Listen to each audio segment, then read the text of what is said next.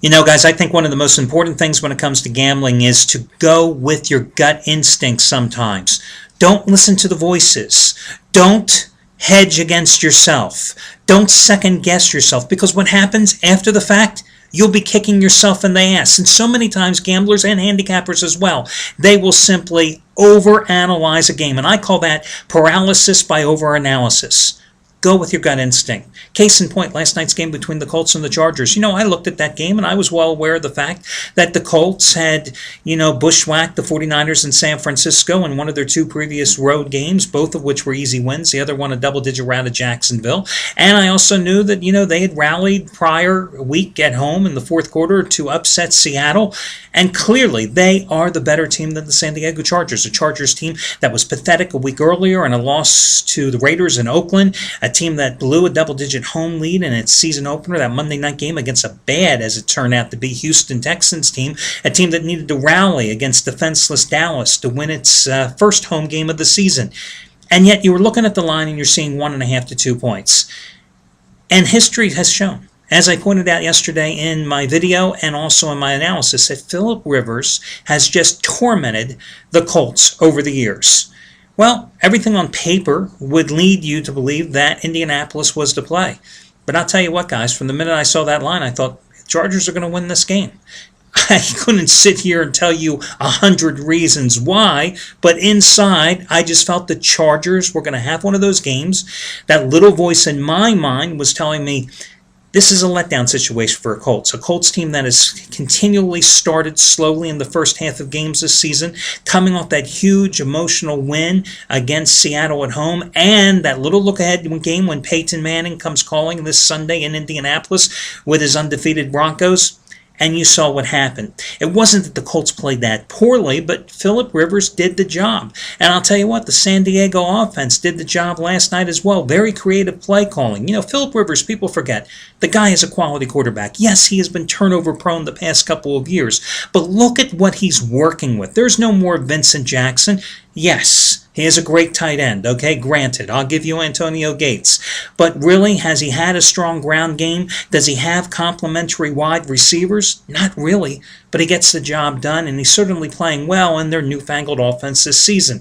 Well, as it turns out, I had the Chargers, and the only other handicapper at the site that had the Chargers was the red-hot Shawn Michaels. Should we be surprised? Because Michaels is just on another amazing roll, a roll that has gone on now for 4.5 months. It was his one and only 100-time AFC Game of the Year winner last night on San Diego. It came on the heels of his one and only Sunday night bailout Game of the Year on the Dallas Cowboys 2 days ago, and it was winning day number 45 out of 68. It was his NFL 100-dime winner, number 36 out of 51 over the past 4+ years, and now, over the past 4.5 months, his overall record 46-23-1, and $10 bettors have won a little over $13,000 in that 4.5 month period. Now, the other handicapper that happened to be on the right side of last night's game was Anthony Redd. Had a 75-dime winner on that game to stay under. Nobody else thought it was going to stay under, including what turned out to be your discounted total play yesterday on Brad Wilson. And truth be told, listen, on my video report right here, I told you I thought that game was going to go over. Didn't come close, as we obviously saw. But Anthony Redd was on the right side with a 75-dime play on the under. That was just as strong as a 75-dime winner on Sunday with the Eagles in a road rout of Tampa Bay. And today, Anthony is upping the ante. One and only Sun Belt Conference Game of the Year, 100-dime max wager release. It's on your Western Kentucky UL Lafayette side, and you can get it now here at the sites. And guys, here, why not save some money in the process? Because you can save $30 off a single purchase of anything here at the site. A pick, a package, whatever you want from whatever handicapper, one-time usage coupon by using the coupon code 30, THIRTY. The word 30 will get you $30 off a single purchase. So if you want to use it on Anthony Redd, be my guest. Use it whatever you want. Save $30. It's my gift to you. The other coupon today, I'm turning to Craig Davis for the $5 play of the day. He has a 30-dime release, his ALCS total of the year. Your Game 3 over-under for the Tigers and the Red Sox with Verlander and Lackey pitching. And to get that, It's a normal price $65 play. You'll save $60 and get it for the $5 play of the day by using coupon code CRAIG5, CRAIG, and the number 5, and that'll get you, once again, his play as the $5 play of the day. And remember, that game goes at 4 or 5 Eastern Time. Now, as for me, that's going to be my best bet today. I'm not enthralled with this college football game tonight, so I have a $5 play on the Tigers-Red Sox Game 3 side, just as strong as last night's 5-star, $5 winner on the Chargers. I am not touching the Dodgers contest with St. Louis, mainly because, anytime you see 3 consecutive aces for their respective teams be beaten in a postseason series, well, that should give you cause for concern. But that's just joking around. In reality, what the situation is, as you know, Friday I had a 15-dime series play on Los Angeles. Now, some guys actually wrote in the customer service the past couple of days saying, well, when was I going to bail out?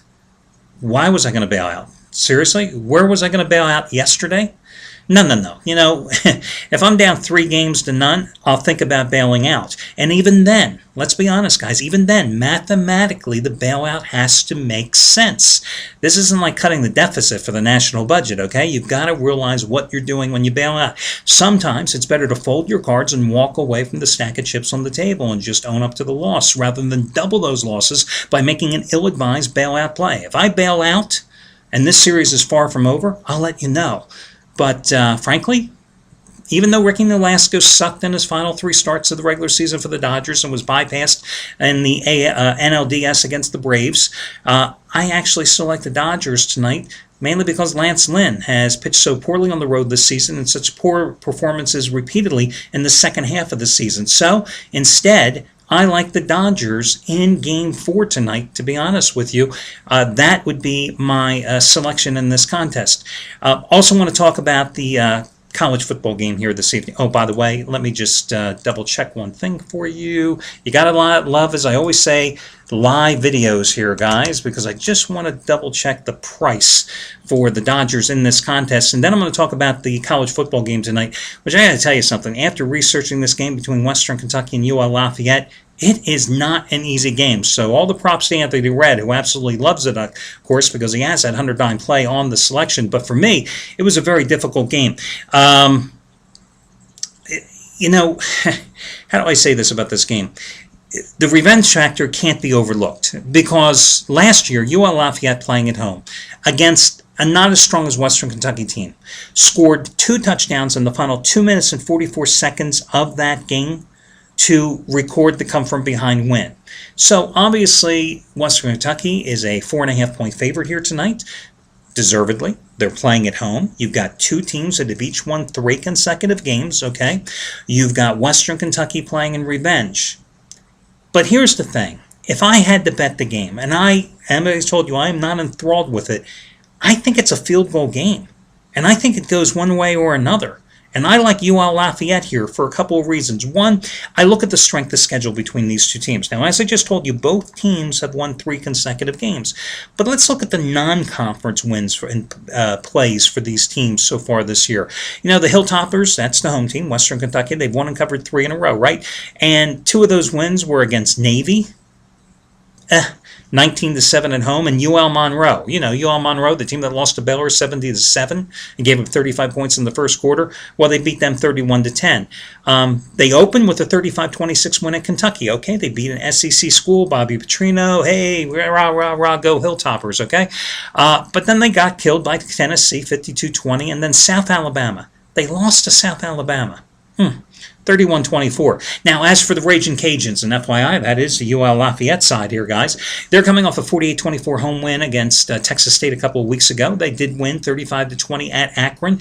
Now, true, the Zips can't win on the road, but, they have held some teams in check this season, including Northern Illinois. I know about that since I had the Huskies against the Zips on Saturday and lost that play. But they have also come into this game with 3 straight wins. Their non-conference slate to open the season, well, if you're a if you're a Urban Meyer fan and Ohio State Buckeye fan, it would make the Buckeye fans blush because while the Buckeyes were playing cupcakes, here was little old UL Lafayette taking on Arkansas and Kansas State to open up the season. Okay, Arkansas and Kansas State. I think that is a better, stiffer non-conference schedule than the one played by Western Kentucky, which, as I told you earlier, had them playing games to start the season after the Kentucky win against South Alabama and Tennessee. I also like the quarterback situation here for UL Lafayette. Terrence Broadway, coming off a 4-touchdown performance against Texas State in his last game. He's thrown for 640 yards, 7 touchdowns, just 1 interception the past 2 games, 14 TD passes on the season. He's also a threat to run the ball. Now, the quarterback for Western Kentucky, Brad, and I hope I'm pronouncing his name right, Daughtry, D-O-U-G-H-T-Y. Daughtry, I'm thinking. He's completed a little over 64% of his passes. This is his first season as a starter. He missed the 2012 campaign, most of it, because of this injury suffered back in 2011. 7 touchdown passes, but 10 interceptions, okay? You've got 2 teams that are outstanding at converting third down opportunities this season and that are about equal defensively and getting off the field in third down situations. Again, I think most people will probably be jumping on the Hilltoppers playing at home national TV in revenge, but I still believe that UL Lafayette is a better team, and bottom line is I still think this is a 3-point game. So, if you're going to play it, my suggestion would be to go ahead and take the points with UL Lafayette. I don't know who Anthony Red has, but listen, there's the guy that has the 109 play. So if you want to get his play and then judge it against my play, there you go. Again, in the other play, I would go with the Dodgers in game number 4 tonight with Ricky Nolasco on the hill, no matter how much he's struggling in his final 3 starts of the regular season. Well, that'll do it, guys. Best of luck to you all, and I will catch you again on Wednesday.